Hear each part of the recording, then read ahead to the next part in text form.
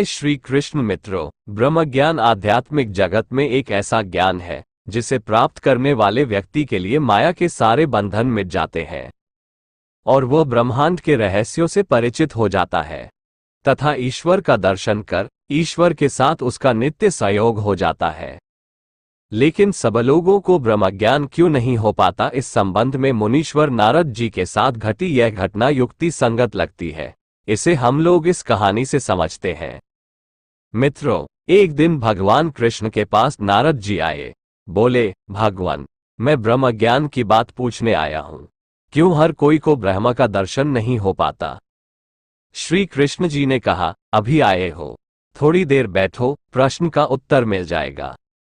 नारद जी बैठे, विश्राम किया और बोले, अब मेरे प्रश्न का उत्तर दे दो प्रभु। श्री कृष्ण ने कहा, आओ कहीं घूमने चलते हैं, वहीं बातें करेंगे। दोनों निकल पड़े सैर को।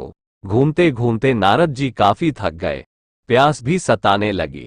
श्री कृष्ण ने मुस्कराते हुए कहा, नारद जी, आपको शायद प्यास लगी है और मुझे भी, कहीं पानी का इंतजाम हो जाए तो अच्छा रहेगा। नारद जी बोले, आप यहीं रुकिए, मैं करता हूं पानी की व्यवस्था। नारद जी कुछ आगे गए तो उन्हें एक कुआं मिला जिस पर कुछ स्त्रियां पानी भर रही थी। नारद जी ने पानी मांगा। एक युवती ने अपने घड़े से पानी पिला दिया। नारद जी पानी पी रहे थे और उसकी ओर देख रहे थे। देखते देखते मन में मोह जाग उठा। पानी पी लिया तो एक तरफ खड़े हो गए। वो लड़की घड़े को लेकर अपने घर को चली तो नारद जी भी उसके पीछे पीछे चल पड़े। उसके घर पहुंचे तो लड़की के पिता ने उन्हें पहचानकर कहा, आइए मुनिवर, मेरे बड़े सौभाग्य है कि आपके दर्शन हुए।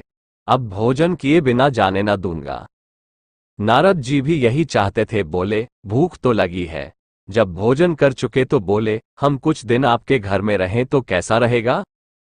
लड़की के पिता ने कहा, ये तो मेरा सौभाग्य होगा। नारद जी वहीं टिक गए। उस लड़की के रूप का मोह उन्हें पागल किए देता था। मन में जो गिरावट आ गई थी वह और भी नीचे लिए जाती थी। एक दिन लड़की के पिता से बोले, मैं चाहता हूं कि आपकी कन्या का विवाह मेरे साथ हो जाए। लड़की के पिता ने कहा, महाराज, कन्या तो पराया धन है, मुझे उसका विवाह तो करना ही है। आपसे अच्छा वर उसे कहाँ मिलेगा? मैं विवाह कर दूंगा अवश्य, परंतु मेरी एक शर्त भी माननी होगी और शर्त यह है कि विवाह के पश्चात आप मेरे ही घर पर रहें, कहीं जाए नहीं। नारद जी को और क्या चाहिए था? रमते राम का कोई घर घाट था नहीं। चिंता कर रहे थे कि पत्नी को लेकर कहाँ जाएंगे। बना बनाया घर मिल गया, शर्त स्वीकार हो गई, विवाह भी हो गया। नारद जी अपने आप को भूलकर ससुराल वालों के पशु चराते, उनके खेतों में काम करते, उन्हीं के घर में रहने लगे। इस प्रकार कितने ही वर्ष व्यतीत हो गए। गृहस्थी नारद के 2-3 बच्चे भी हो गए। तभी एक दिन मूसलाधार वर्षा होने लगी। एक दिन, 2 दिन, कई दिन होती रही। सब और जल थल एक हो गया। शेष लोग कहां कहां गए यह नारद जी ने नहीं देखा। वह तो अपनी पत्नी और बच्चों को लेकर मकान की दूसरी मंजिल में चले गए। वहां भी पानी पहुंचा तो छत पर चले गए, परंतु बाढ़ तो रुकी नहीं। पानी जब छत के निकट पहुंचा तो नारद जी ने समझा कि मकान अब बचेगा नहीं। पत्नी और बच्चों सहित पानी में कूद पड़े कि किसी ऊंचे स्थान पर जाकर प्राण बचाएं। परंतु ऐसा करते ही 2 बच्चे डूब गए। पत्नी रोने लगी तो नारद बोले, रोती क्यों है भाग्यवान? तू भी है, मैं भी हूं, बच्चे और हो जाएंगे। परंतु तभी तीसरा बच्चा भी डूब गया।